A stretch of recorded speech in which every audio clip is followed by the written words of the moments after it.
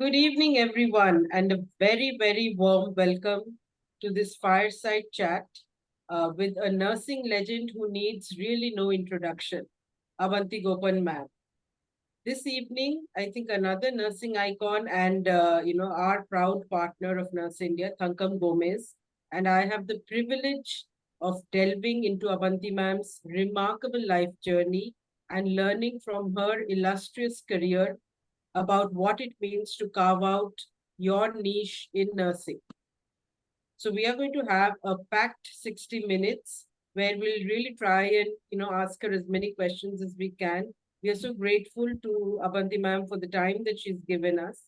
And on a personal note, I must share how dazzled I was with her humility when I contacted her to invite her for this fireside chat. So without further ado, let's dive straight into the fireside chat. And as you can see, we're recording this. And I think towards the end, if we have some time, we'll take in some audience questions. So I will request the audience to keep typing in on the chat. If they have any questions for Abanti ma'am, we'll try and take in a few at the end. Right? So let's begin, ma'am, with your life journey. And I think a good place to start would be if you could share with us, that pivotal moment or experience, if there was one such experience in your life that really shaped your decision to pursue a career in nursing, and you joined nursing long ago, and what led to your decision to join nursing? Okay, thank you. First of all, good evening, everybody. And thank you for having me on this live fire chat. Coming to your question, yes, I am one of those rare persons who have taken up nursing by first choice. So there was no two decisions about it. I really don't know how I came about this decision, but when I was in high school and I had taken up science, of course. So when I was in high school, I think one of my father's friend's daughter used to visit us, and she was a nurse in one of the government hospitals. She was a psychiatry nurse, and she used to come and tell us stories about her experiences with her patients and things like that. Perhaps that had an influence, I'm not really sure, but I just know that I wanted to take up nursing. And after I finished my high secondary, that year was there was a disturbed government. So our high secondary exams were postponed and our results came out very late. So that year we missed our batch, we missed entering nursing.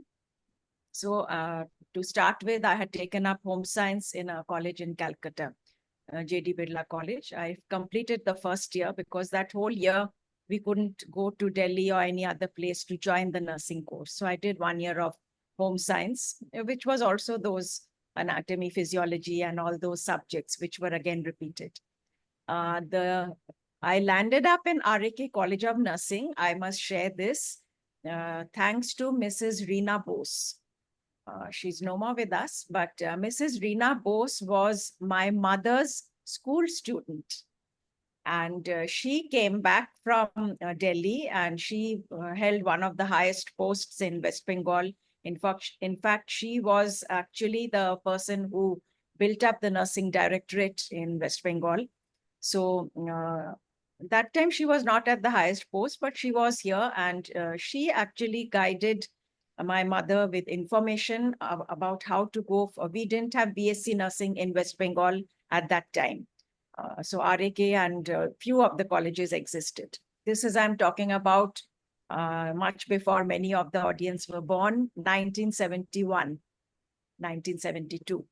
So 1972, West Bengal government had a common entrance exam and only 8 candidates, the top 8 candidates would be selected based upon their written examination and also one interview and of course health checkup.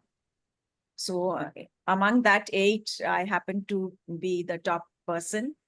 Though I must say in school, I was a very average student. I was a very average student. I always say that. I tell my students also that don't worry about marks and all. It's what your emotional maturity that matters. So that's how I landed up in Delhi and my journey of nursing started. My mother was a great support. My father actually took me to Delhi in the then very new Rajdhani train, chair car.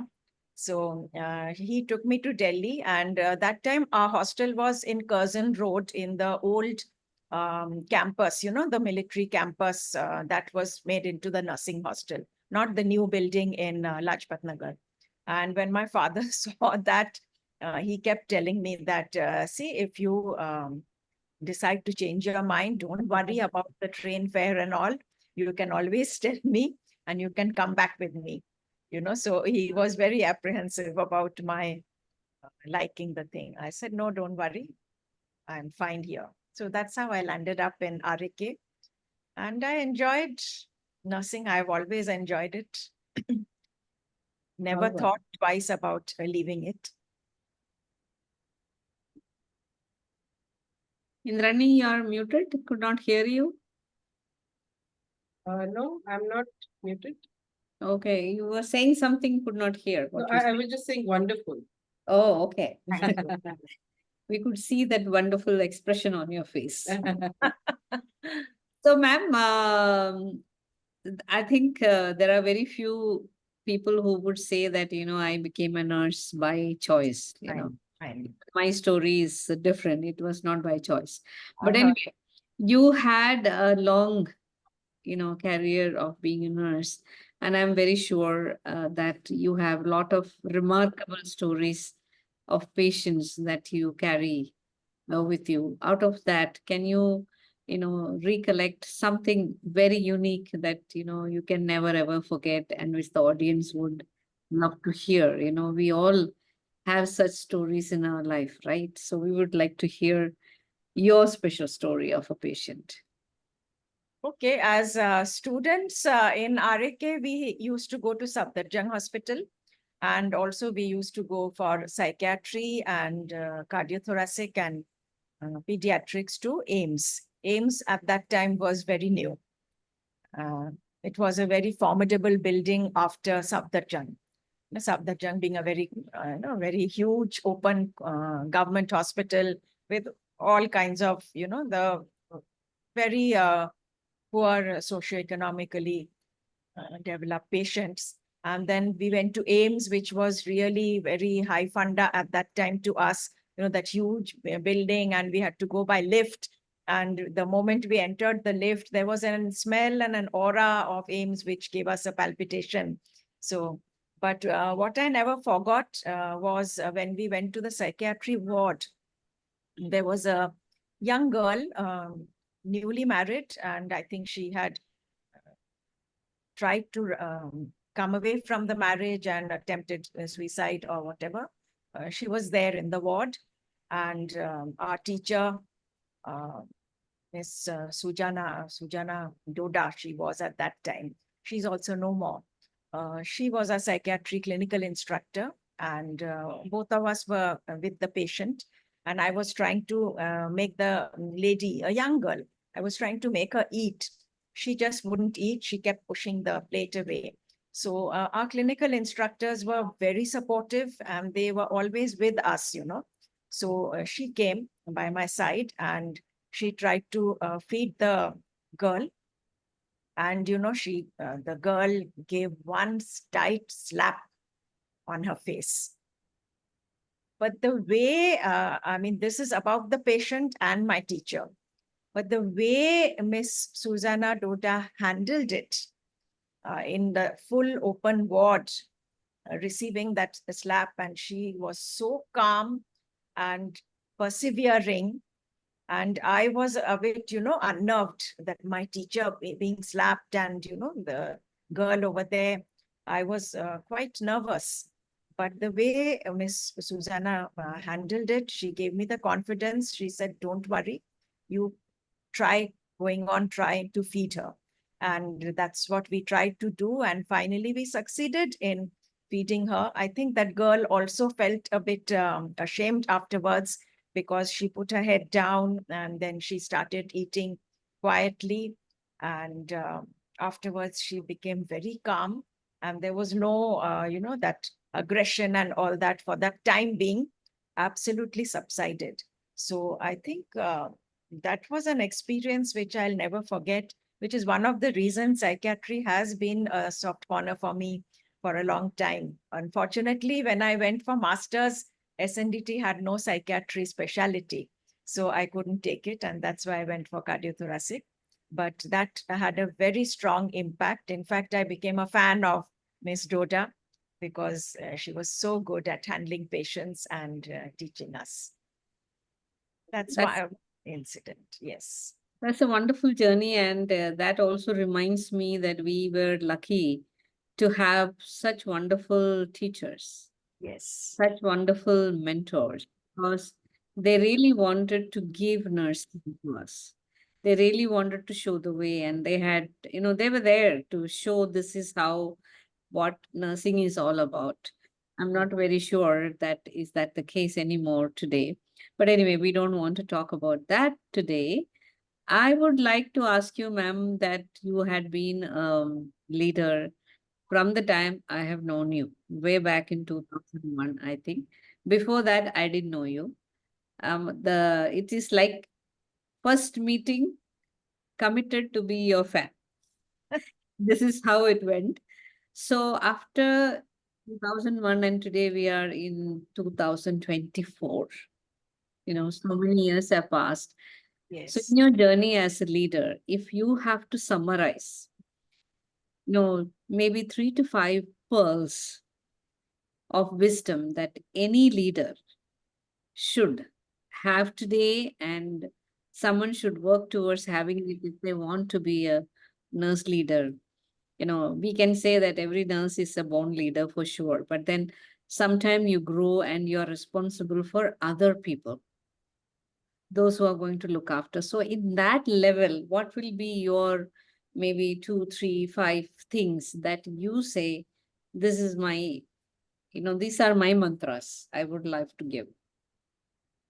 First of all, I'd like to clarify that I'm not at all a born leader. In school, I used to be one of among the quietest students, and I used to get the prize, for being the quietest girl in the class. So, and as I said, I was an average performer, so I was never, the head girl prefect and all those kinds of things. So I was not at all a born leader. But yes, anyone can develop themselves to become a leader. Yes, the way was shown by all my teachers. As I said in Arike, they were all role models. So I'm not going into that now. You've asked me to discuss about what are some pearls of wisdom to be a leader. First thing is that we have to believe that we can be a leader. Not all of us are born leaders, but we can become leaders if we really put our mind to it. Leader has to be visible. To whom? To our patients, to our staffs, to our healthcare co-workers, the medical fraternity, all the other departments. We have to be visible. Leadership cannot be by closing yourself in a room and monitoring things. Monitoring is possible. I'm not saying it's not possible. Remote control can be done. But I believe to be an effective leader, we have to be on ground. We have to lead from the front. We need not do micromanaging, but to some extent, we have to keep our eyes and ears open. We have to walk around. Of course, when I started leadership, digital world was absolutely not there. Videos and things like that, whereby current leaders can do a lot of monitoring through digital platform. That was not there. So naturally, we had to be on our toes and we had to be visible. We had to go around. So that is one thing. And if we want nursing to be respected, nursing to be recognized, then the public must see us. If we want to create a positive image about nursing, then who is the public? The patients. Who is the public? The family members. Who is the public? The other non-nursing professionals. They must see the way we are behaving. They must know that how much of knowledge is required. It's not just skills. We are not just skillful workers. We are knowledgeable professionals. So to make that point across, we have to, as a leader, keep reading up. And I always say that please read global journals. That's one thing which will make you stay abreast with what's happening all over the world. And we can implement all that and bring changes about. And whenever we bring changes, there will be opposition. We must have the evidence backup ready, that this is where I got it from. This is where it has worked. Let us try it out. It may or may not work here. Whatever works in another setup need not work in all setup, but we can always try it out. So that's one thing, visibility of a leader, remaining not only up to date in knowledge, but remaining up to date with global best practices. Today, this word is very common, the best practices, nice guidelines, global best practices, all this. These terms were not so familiar those days, but somehow whatever innovations or whatever I have implemented in practice or whatever things I have done were all from what I read in journals. So I mean, those days, AJN, BJN, critical care nursing, these are few journals which I used to really make sure that staffs also get to read. And I used to read each and every journal. And my love for journal actually started from SNDT library, when I went to do my master's. That is where my love for journals started. And I have mentioned earlier in the award function that Mrs. Annama Prabhakar was my master's professor, and she had a very strong influence. And I used to imitate, my leaders, Mrs. Prabhakar, Dr. Bimla Kapoor, Mrs. Asha Sharma, all these people, I used to try and emulate them. The way they used to talk, the way they used to carry themselves, their self-confidence, no hesitation. So all these things we have to. And another thing about leadership, I have talked about visibility. I've talked about knowledge, evidence-based practice, and learning from everybody, humility, acknowledging what we don't know. And you don't mind learning, because healthcare is evolving. Every day it's evolving. Today we have so many new gadgets. And I mean, I don't know. I'm out of practice now, so I don't know how to handle so many new gadgets. So if we have to be in practice, we have to keep learning.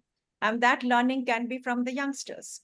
Like we learn digital handling from the youngsters. We learn from our children. So same way, even at home, we don't mind learning from our children. So why should we mind learning from our juniors in the hospital setup? So they are also like our children. So that is one thing, humility, accepting what we don't know and what we need to know, then only. Because if we don't keep abreast with change, we become obsolete. That we have to understand. So learning that way and remaining abreast is very important, being humble, and learning through our mistakes. We all make mistakes. We are human beings. So whatever doesn't work or whatever behavior, reflection. At the end of the day, taking 5 minutes to reflect. What did I do today that I could have done better? Where do I need to read up or learn some more? Or what went wrong somewhere that I wouldn't like to be repeated? These kind of questions, reflecting at the time of just before going to bed, is very important for leaders to learn from their own mistakes. We make mistakes, but if we keep repeating the mistakes, we are not progressing. Then that's not being a leader. So we need to learn from our mistakes. And we need to learn from our mistakes when even our staffs or colleagues point out the mistake to us. We should take it as a positive criticism. Yes, sometimes we do feel hurt. Many times we get upset. And yes, as a leader, I have cried also. There's no harm. I mean, not in public. We need to make sure that as leaders, we cry, but we cry in private or with whatever support we have best. But it hurts, but we should reflect and see that, yes, if this kind of a feedback has come, then we need to do something about it. We need to work upon ourselves and change that. A simple feedback, I'll tell you that some of my staffs used to say that you look so serious in the wards that it becomes, it gives a very formidable environment. So I used to then make an effort to smile, more and talk to them a little more in a normal way. So these kind of small things go a long way in developing ourselves. And of course, reading up, not only nursing books, reading up, listening to TED Talks, reading up books on personality development. I've done a lot of reading on all these, the best personality development books on leadership, on emotional quotient, on these kinds of things. I've read a lot about this, and I encourage people to read that. So that goes a long way in self-development as a leader. So, ma'am, I think you have summarized it so beautifully. And Indrani has been typing to capture all of that in the chat box, But something that I relate is a couple of things that are very, very close to my heart. And I strongly believe that we actually um, go wrong is that when we fail to learn from a mistake. And in nursing, it is very important to learn from others also. Yes. Because, you can see a lot of mistakes that can happen with our staff or somebody else in the Padosi ICU here, there. If we fail to recognize, why did that mistake happen there? At the end of it, I feel that, we are handling human lives. Sometimes what we do and what we don't do will make a difference to the patients. So I think that's a very, very powerful message. I'm just reiterating that because that is something that we should never ever fail to capitalize. Even when you read something in the newspaper, I used to always think I should check my system. But if there's a possibility that it can happen, sometimes we are in a fool's paradise, no? We say that we are the best hospital in the country and we have the best processes. We have all the accreditation, so nothing can go wrong. I think that's the mistake that anybody can do. Then we stop developing ourselves. And you, after reaching all this way, you still continue to say that, I still read and I am also continuously learning. This is something, in my word, I always say I'm work in progress. I don't think I will ever get finished till I get finished. I say I'm a lifelong student.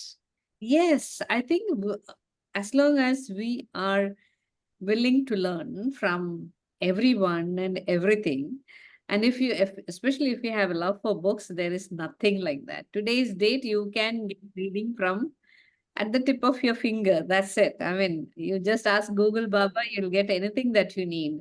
The journals are all e-journals. Everything is available, unlike the time that, when we were learning. So I was joking with Imrani the other day. Imagine if I was a young nurse at this time. Then Indrani said, I don't know what it would be. Probably I will be movers and shakers. I don't know,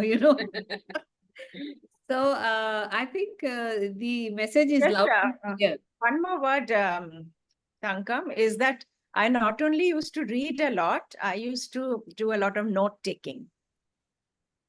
And Yes. I still have. I have volumes of notes which I've collected over decades. And because what we read, we'll forget. And Yes. actually, when we read and we write it down, it sort of stays and you can always refer back. It comes in very handy.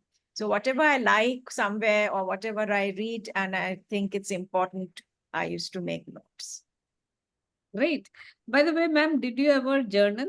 Were you used to writing journals? Actually, I was the editor and the pioneer of the Asian Journal of Cardiovascular Nursing. So there for 13 years since I was the editor, I had to write the editorial. And I have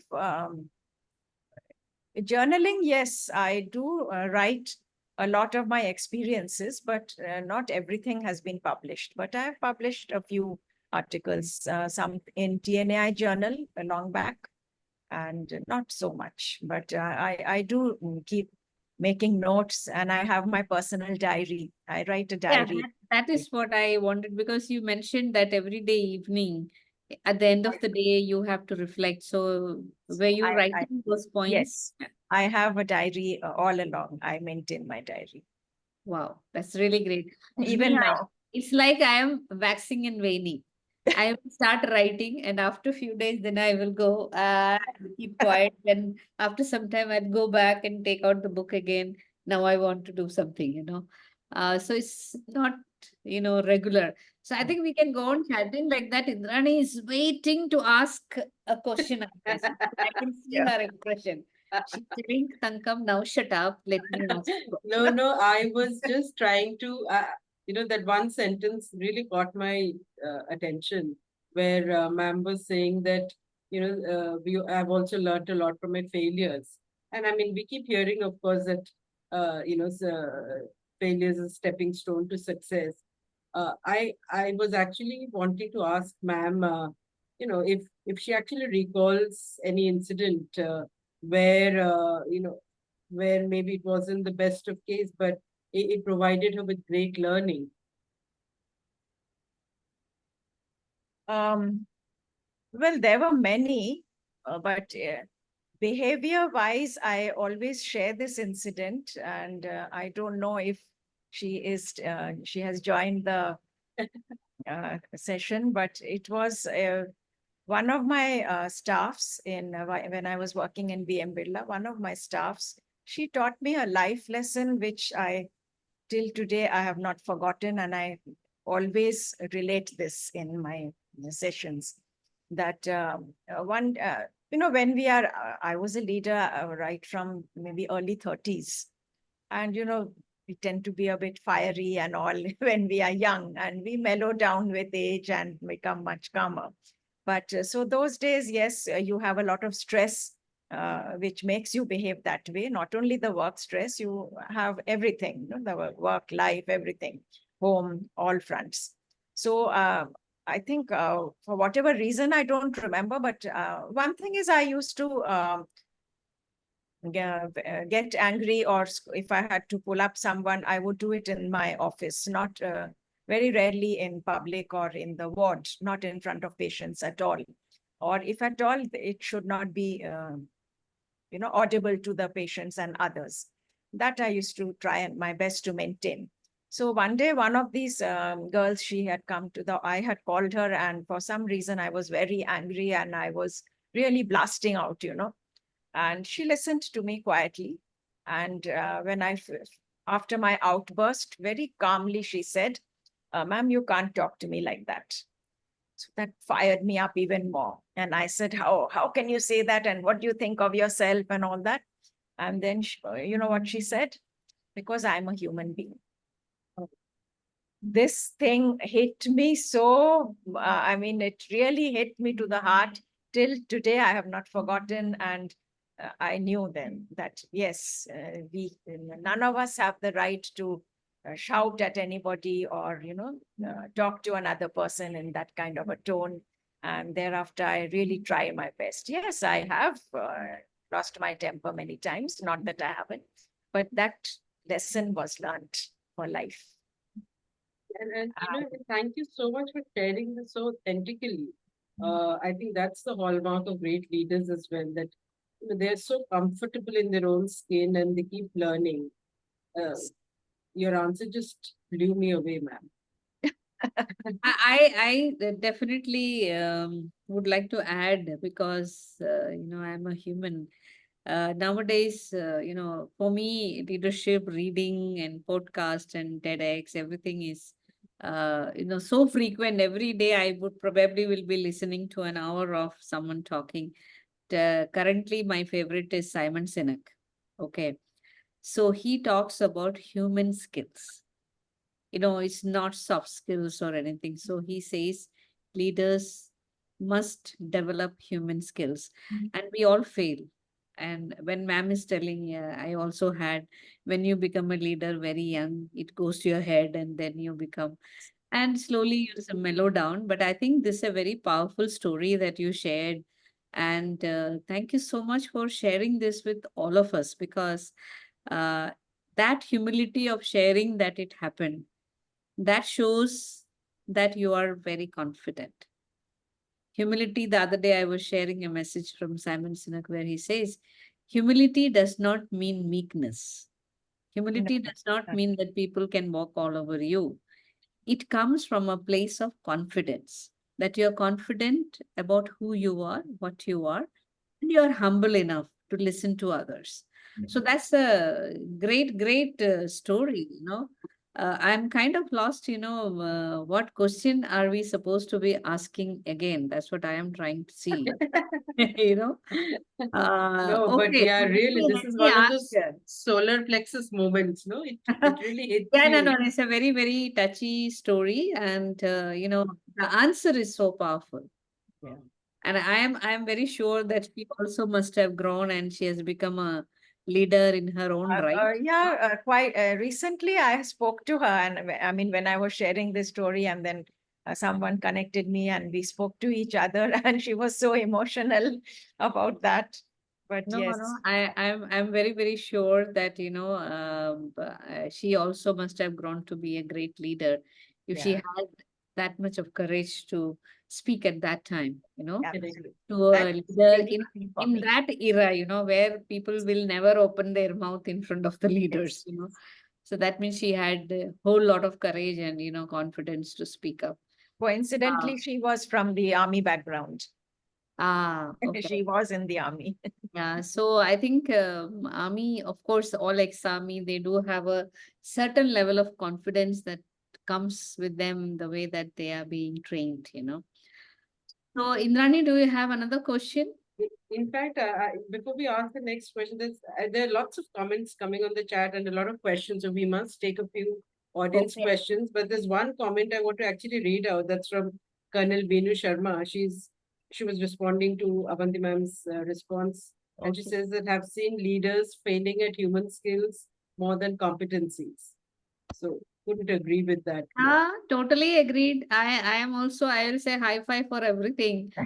When I became a corporate nursing head, I used to travel to all forties and I said, if there is one skill that will make or break a leader, I used to call it as interpersonal skills those days. Human skills is a new terminology. That is what will make or break. Even if they are competent, they have everything. They will survive for maybe few years, but after that, the downfall will come. I have seen it. I'm not talking only about nursing leadership, generally about healthcare leaders, because I'm from healthcare. I have seen it happen because if you don't have those human skills, and along with the communication skills. And I'm very sure that Can I share here that I must admit my social skills, I was not very good at social skills. As I told you, by nature, I was an introvert, Mm, and my social skills were not very strong. But I had to really work hard to develop my social skills. And there, of course, my husband was an extrovert. I was an introvert. So, I mean, living with him also helped me to develop that skill, his workplace and all that, socializing with his work colleagues. So that helped me. And living in Mumbai, living in Mumbai went a long way into making my social skills strong.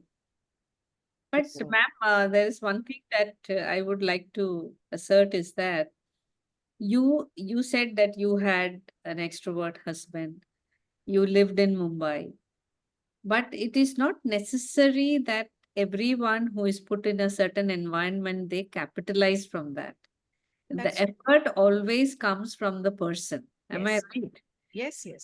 Because I have spoken. the opportunities they are there, but if you don't assert Yes, to learn from that opportunity or take that opportunity, probably then you are not going to gain at all. correct. Right? Absolutely. I Absolutely. mean, today, if you tell me that you were an introvert, I will have to think very say how an introvert Avanti ma'am will look like. I have no idea. I have absolutely no idea. But yeah, I have seen you have a certain reserved personality, Yes. and there is a way in which, but that always allures someone to respect you even more. All of us have different personalities, and we all manage our environment in different way.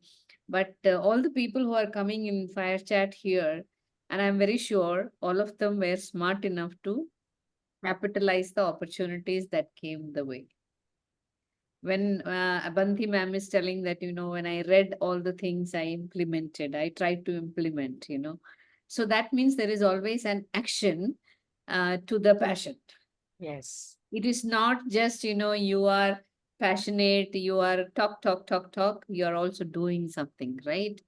Yes, Indrani, In is fact, there a question uh, there that we yeah, are in fact, no, while we are on the subject of leadership, and you don't, you really, leaders like her are rare. I wanted to ask you, uh, you shared so authentically about that lesson that you had while interacting with your team. Can you recall a time when, as a leader, as a practitioner, nursing head, you had to take a really tough decision? And, I mean, how did that impact you, and was it difficult? Was it easy? Can you recall a time when you had to take a very tough decision? Yes, one of the toughest times I have faced was when overnight I was asked to take over from, I was NBM Birla at that time, which is a single specialty cardiothoracic unit and a smaller unit. And I was comfortable in that for quite a number of years. And this is a sister concern of a much older and much larger general multi-speciality hospital, that is the Calcutta Medical Research Unit. So I was asked overnight to take over the nursing of that hospital. So obviously there was a lot of strong, aggressive and strong opposition to that. And there was a very strong union. Those days, West Bengal still had the union culture. Most of the hospitals, private hospitals, had unions. So the nurses were also unionized, and I think many of them are here in the audience, must be listening. So that was a very tough time because I was not only professionally attacked, but personally also. A lot of, phone calls, not from the nurses, I'm sure, but the union people, or, those troublemongers. So I used to get phone calls at home. My husband used to get phone calls at home. I was advised not to park the car in the hospital because it may be broken up. And I was threatened personally that if I tried to, the two buildings were next to each other and we had to cross over to reach the other hospital. So I was threatened that if I tried to cross over, they would break my legs, and a lot of, very unpleasant and very tough, whether I should continue with that or not. But then I took it, and the management also told me that if anyone can take it up, you can. So take it as a challenge. So I took it as a challenge, but that was very stressful, painful, and I won't say that it used to hurt me because I knew that whatever was being said and all was quite, it was actually rubbish, but it didn't hurt me, but it was very difficult, to face that and overcome it. It took a long time. And then I took help from my colleagues in BM Birla. I had to, we managed it that way. We took some of the preceptors from BM Birla over to the other hospital or the unit, and slowly, with the help of them, alone we cannot do anything. With the help of them and trying to take in a lot of new leadership in that hospital, support from some of the open-minded nurses, gradually, I could make a change and have an impact. And I must say that the staffs, and when many of them have retired, many of them were actually my age or maybe a little more senior, which was the reason they had even more difficulty in accepting me suddenly, coming from nowhere and landing up over there and making all new rules and bringing in discipline. It was difficult for them to digest also. I understand their side. But I get a lot of respect from them now. Even though they have retired, I have retired, many of them are in touch with me, and they give me a lot of respect now. And they say that at that time we didn't know what was the intention and what was going on. And so that's, as much as it is a difficult and tough decision, that much it was also rewarding. because it's like climbing the Mount Everest when you reach the peak and then you actually manage to get over it, But while climbing, you feel like running away or going back and all, And I got a lot of support from my husband also. So I think, ma'am, you're talking about a very, very critical attribute any leader should have. That is resilience and perseverance, Absolutely. right? Patience. The journey is not going to be that easy Never. for people who are already there and people who are already aspiring. The challenges are going to be now different. The times have changed, the people have changed, right? So I think I would like to ask a question around that.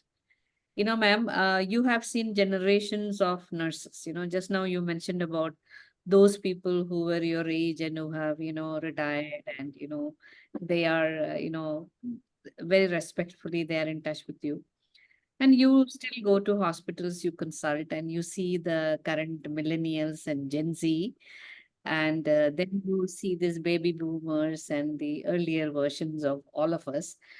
So, what, in your opinion, the current leaders, how can they work with this multi-generational workforce and get the best out of these youngsters who are very tech savvy and who are like instant gratification, So, how can we capital? There is a lot of energy in that people, in those That group of era, people. yes. How do we capitalize and ensure that it is, directed towards the benefit of patient care and benefit of themselves, so that they understand why they have become nurses? I know it's a very not very easy to answer, but I still would like to hear from you because you had been in and out of my different organizations.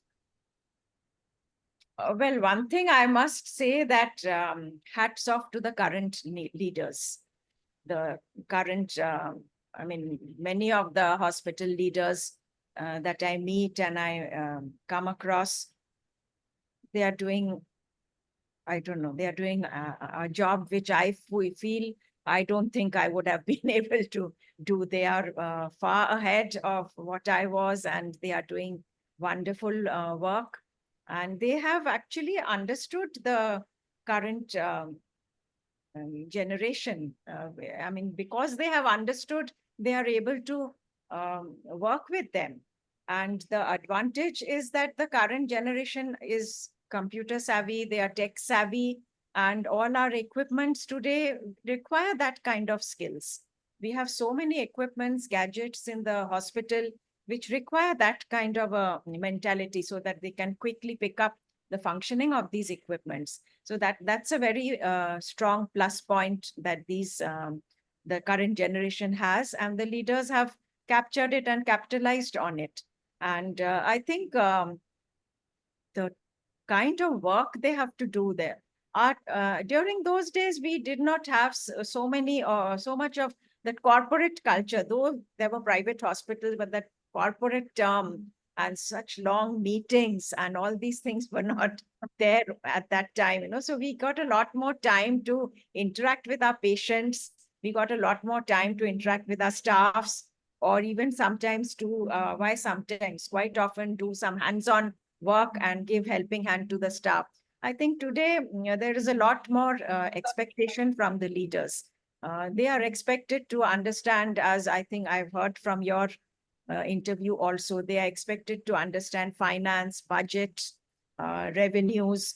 They are expected to talk in terms of revenue. So I think in that aspect, the current leaders, I've interacted with many of them in conferences and even one-to-one, and I think they are doing a brilliant job. The way they, turn nursing into mathematics and show it in the boardroom is not an easy task. I think that's wonderful what these girls are doing, girls or men. And professionalism, maybe I am of the very old school thought, but a little more professionalism would be there, in the way you interact, the way you talk to each other, talk to your patients, or the way you carry yourself in a work setup. I feel they're a little more. I'm not talking about the leaders, leaders or even the staffs, the very young staffs. I feel there, but then again, times change and vision of what is professionalism and what is professional behavior may have also changed. But there, I feel a little bit of thought gap with my school of thought. So, Ma'am, yes. thank you. That's a wonderful answer. That is kudos to all the current leaders. But I cannot refrain myself from agreeing with you on the professionalism part. I would agree that, times have changed. Maybe some of the way that we used to, dress and go, maybe that is changing. But there is one underlying thing which has not changed. That is the our responsibility of protecting patients from hospital acquired infection. I'm becoming very clinical here. When it comes to that, it mandates certain attire and certain grooming, which definitely cannot be attributed to changing of times, because the infection prevention principles have not changed since the time I became nurse. That basics have not changed. So you cannot have long nails, you cannot have long nails. If you should not wear jewelry, you should not wear jewelry. That's nothing to Absolutely. do with the changing times, right? So I think High five. no, it's not just hi-fi, ma'am. It is a mandatory thing. I mean, I would be very confident to say, because I have told a nurse that, she said it is culture after marriage. I have to wear my chuda from here till here. So I said, I'm sorry, then I cannot send you to the patients. So I told her, why don't you keep all your chuda in the purse? And when you're going home, wear all of it. When you come, remove, because you are committed to the patient care. You cannot. Then I had to explain to her that she may take infection back home also. And another fight that right now I am still seeing is the story of threads. I call it the story of threads. More problem in north than in south. So many threads, no? The doctors also will be having so many threads. I don't know who is going to do a research around that. So I totally agree with you. The professionalism definition, maybe it has changed a little bit. And, there is no research evidence which says that open hair can, contribute to hospital acute infection, unless you're working with the patient with an open wound or something. But still, you can imagine that when everybody is with open hair and flying around, how does it look in a hospital? Absolutely. That is definitely so. At least for nursing purposes, I would always say that you have to look presentable and professional. And the I think when it comes to professionalism, ma'am, what you're trying to say is the patient should be able to respect the person who is, coming to look after him or coming to meet. They should not feel ki ye kaun aaya mere ghar ke dware kind of thing. No, who came and who went. That should not be the case. So I totally agree with you that, yes, we can do a better job when it comes to professionalism, especially when it comes to preventing hospital acquired infections in our patient. At I least, had another incident here. Once my own sister was admitted in a hospital, and actually, I was not present in Calcutta, but she used to write to me that I can't make out who is coming into the room, whether it's a nurse or a doctor or a helper or a security, because there are a whole range of colorful attires, but all the attires look the same, and I really am confused who is who. So, I mean, that's a patient's feedback. yeah, I mean, everybody's training. You have to announce who you are when they go to patient, and we know it's a protocol. But unfortunately, maybe they fail to tell why they are in the room and who they are. That's why your sister is, getting confused. We give all kinds of, but in abroad, when I went to a couple of hospitals, when I went for visit, I saw almost everyone in scrubs. everyone in scrubs, but there was only one thing. Anyone who comes, they will introduce who they are. They will tell who they are. So, hi, I'm Dr. So and so, or I'm nurse so and so, or whoever it is, dietitian. They were announcing, but they all were looking same in the scrub. So today I was telling someone the other day, the jokingly, I said, if I become a CNO now, probably I will give everybody to be in scrub. That way, no need to worry about what fashion, what band, and what color. Nothing. You are like a free bird. You can work.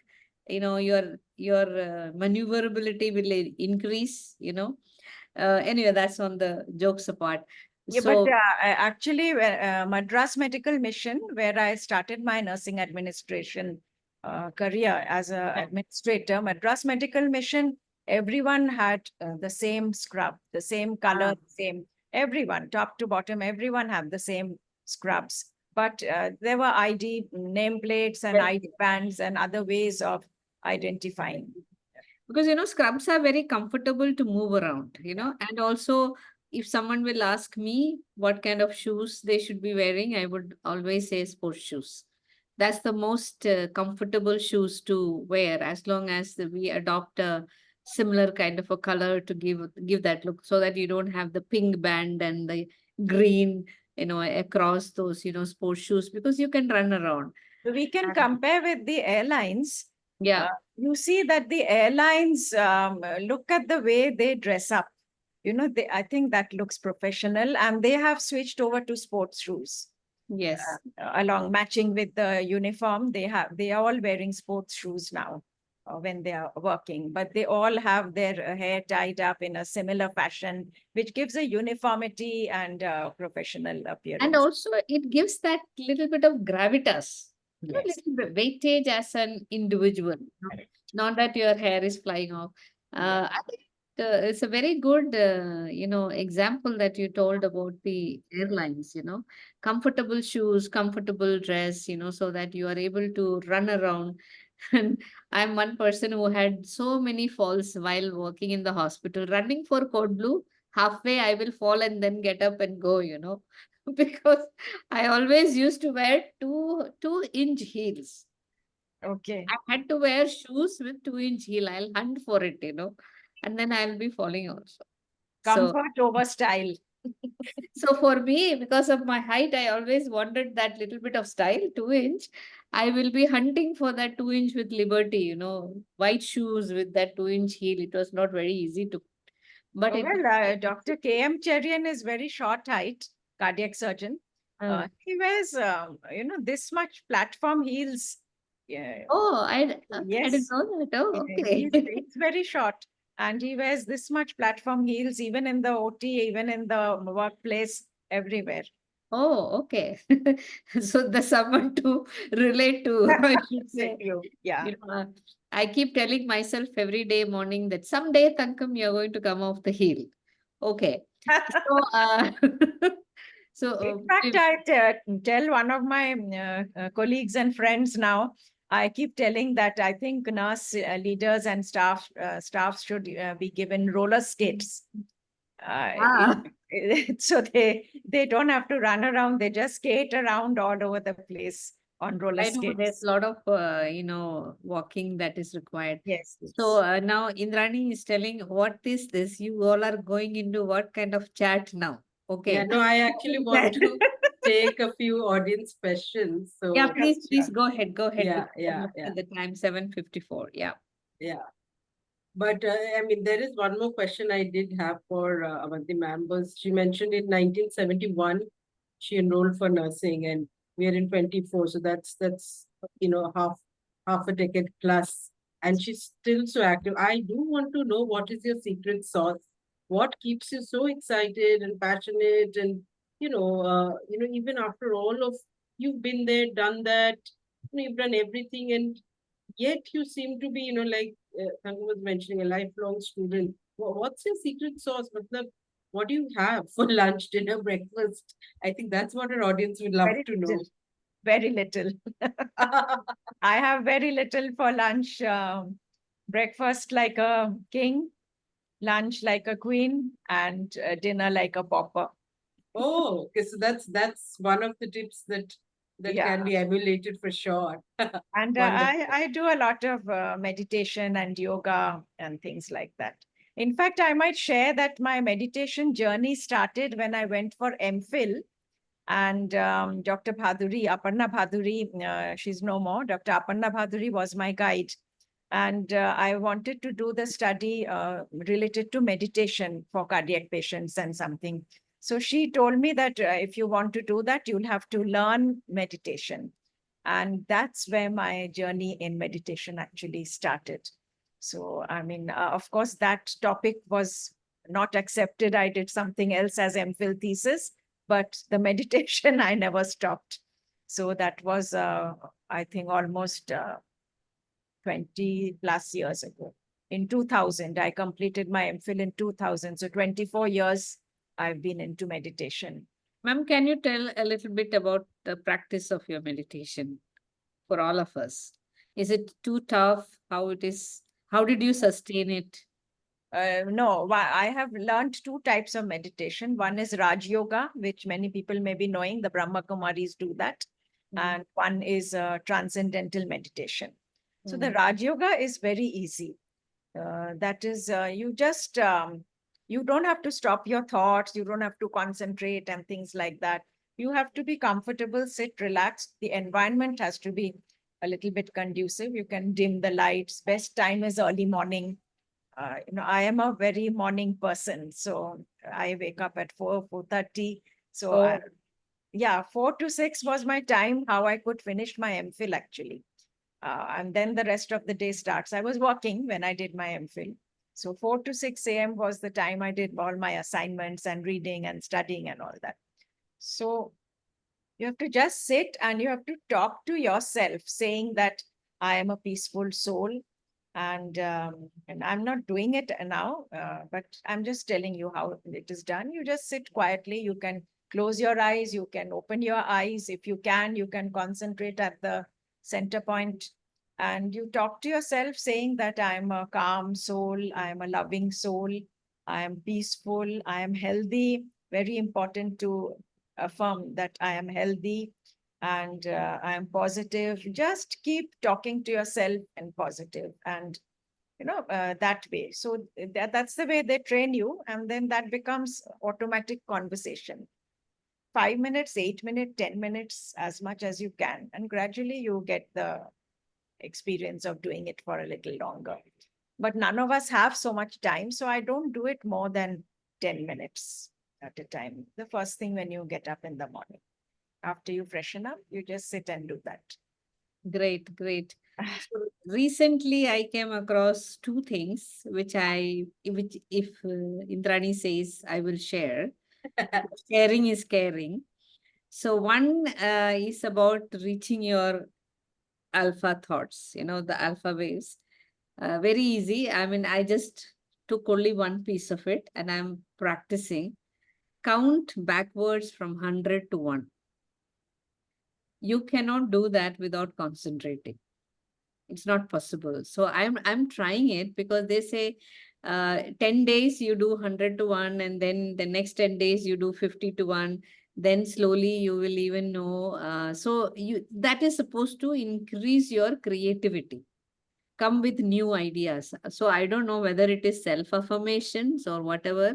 My new ideas are anyway coming. So free tips to all of you. Backward counting 100 to 1. And the other one is very, very powerful, I would say. I used to do it without knowing, but the last thing that you say before you go to sleep. Thank you. Thank you. Yes. That's it. I mean, I'm a very grateful soul. I'm usually, I practiced myself to be grateful for everything, for everything. So, but then now I am making it a practice that before I go to sleep, I'll say one more thank you. Say thank you. If you Thank want you. to And first thing when you wake up also. that automatically comes, because from Nani's time we have been taught that, when you get up, you should say thank you. So that's something that comes. But then going to sleep and saying thank you just before going to sleep, rather than looking at this, Yeah. scrolling Facebook, in LinkedIn, tired. Oh, okay. Now let me go to sleep. So I'm trying to keep the phone away and I'm saying thank you. So these are little, I just could not stop myself from sharing that. Um, Madam Abanti, it's 8 o'clock, but I think Yeah, and we've gone into such a deep spiritual, it's a fitting finale to a lovely conversation. There are audience questions, but I just think, we've gone into a little bit of a spiritual realm. So I think all we can say is thank you. so. I think, ma'am, thank you so much. Is that when we were growing up, I'm not so much younger to you. You started 1971. I started 1977. Okay. That's the only difference, and I started my nursing journey. But I don't think we had all this opportunity where, so many people could listen to someone who had done it, lived it, Right. So we had to personally meet them, get time. And, ladies and gentlemen, we are living in an era where all these things are getting captured and it is getting recorded, it is uploaded.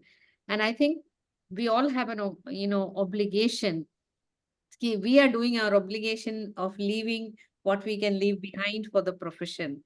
But the current leaders have an obligation to spread the good news. This is important because I think it is very important that we should share, not that everybody will be having an opportunity to have a webinar and record and keep these things. But we are trying to bring the best of nurse leaders to the platform so that they all get canned and available on YouTube. So the people who are here, once in a while, show these recordings to your nurses, to your nursing students. Otherwise, in our time, you have to invite someone to come personally and talk to the students. But imagine today, as we sit here, we had 80 plus people listening directly. And once this recording is uploaded, that many more people can access and show this to the future nurses. We all are doing this not just for today, it is also for tomorrow. That is why all the leaders are agreeing to come. One of the thing is they want to leave their secrets of successful professional journey, what they practice, and professional and personal cannot be completely compartmentalized. They entwine with each other in any case, right? So the last thing I would like you to reflect upon, Madam Abanti, is that how did being a nurse help you as a human being, as a person, the other person, Abanti, the person? In every way. In every way. One thing is that as a nurse, we have a commitment to society. And again, when I was doing my master's in SNDT, we had to go and look after the vice chancellor in the hospital. And none of us really wanted to go and do that. So that time, Mrs. Anama Prabhakar said one sentence, which I remember till today, is that if we cannot give service to our own people, what is the use of being a nurse? And that is what I have followed. I have looked after a lot of family members in the journey of my life. Uh, of course, unfortunately, I could not do that for my mother. She died when I just completed nursing. She died suddenly, so I was not even there. But I've looked after my father, who was bedridden with Parkinson's. I've looked after my mommy, who was bedridden for long years. And, suddenly the panic call will come. They will say, just come and help me give an enema, or, all these kinds of things. And then you're in the middle of we were young that time with young family, you're cooking or you're doing some household work. This sentence used to say, if I cannot do for my family member, what is the use of my being a nurse? So that would make me, okay, let me go and see what she wants. And then my mother-in-law, my father-in-law, my sister's mother-in-law. So in the journey of life, it has helped, of course, my husband all along. I had to look after him and till the end. So I think as a human being, you become much more caring, much more concerned. Yes, there have been times I must say that when I get irritated and all, my son or my husband would say, "How did you become a nurse? You know, or who made you a leader?" So, I mean, those are human failings. We do get irritated and all that. But Definitely.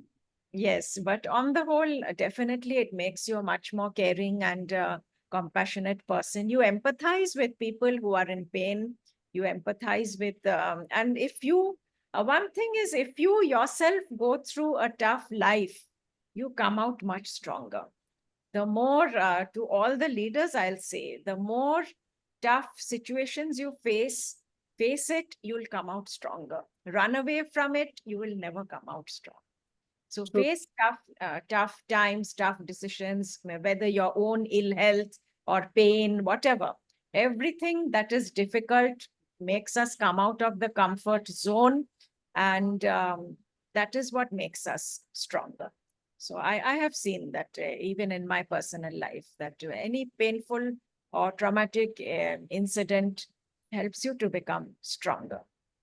I mean, there are two ways. Some people will just give up, or some people will just go up. But if you have it in you, I would say that face it and come out strong. That's a very powerful message to end the day. Indrani, No, I over mean, to you. I'm still reeling, I'm processing, and I was actually going through. I think that's what our audience is also saying. And ma'am, I've tried to take snapshots, so I can send you because I don't think you were able to look at the chats while talking. But I think I speak for the audience when I say it's been such a lovely, lovely conversation, and we've all gone into reflective mode. Yeah, it's a very Thank you. reflective spiritual journey, and really, they don't make leaders like you. I hope they make more leaders like you going forward. But your journey is also pretty much a journey of an Indian nurse's journey in the last 50 years. Let's put it that way. So, what a lovely conversation. I'll come over to you for the final words because I am kind of just speechless right now. So, ma'am, it's not a final word. We hope to listen to you more and more in other forums, other stages, and you have been recognized and rewarded. What is that one reward that you always hold close to your heart? That is the last question. My reward, which I hold close to my heart, is watching the people I worked with uh, lead successfully and brilliantly as leaders, and they're doing much better than what I could have done at the current times. That is my biggest reward. And Wow. there are many of them, many of them. Most of the leaders in Calcutta, at least, and even in other cities, are people who I have worked with, and I'm so proud to see them working in with such, in such difficult setup and situation. They are really, I must say, batting centuries. Fantastic. I mean, that's such a befitting answer. I think a true leader leaves behind many leaders. And that's exactly what we are all, aiming to do. That's the message for all the leaders who are sitting there. We have the responsibility to create more leaders. And I'm sure that you will continue to inspire, guide, and create more leaders. I'm very sure of that. And thank you so much for being with us today, and Thank wish you you. all the best in all your endeavors. And I'm sure that we will bump into each other now and then for I sure. hope so. I am really very much obliged. Thank you so much for inviting me. And thank you, Indrani and Tankam, for the lovely host that you played. Thank you so Thank much. you. And Thank it's you been so an much. honor and privilege for us.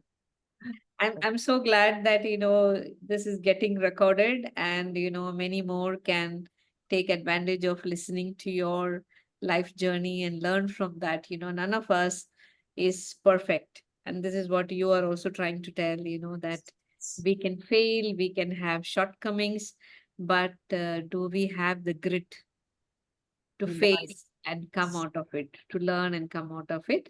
So, wishing all the leaders sitting here who have joined us all the very best to make the best out of your given situation. May God bless you. And, ma'am, thank you so much once again. And in the beginning also, And thanks for thank you to all the people who have taken the trouble to join in and listen to me for 1 hour. It's not easy. I No, wish no, we had it another was. hour. We did But not thank you. know how the time went. I'm looking at the time. That's why we thought we should stop, So Right, thank of you, course. everyone, and Shabba khair and good night and take care. Bye-bye. Bye-bye. Bye-bye. See you Good in night. another fire chat soon. Bye. Bye-bye. Bye.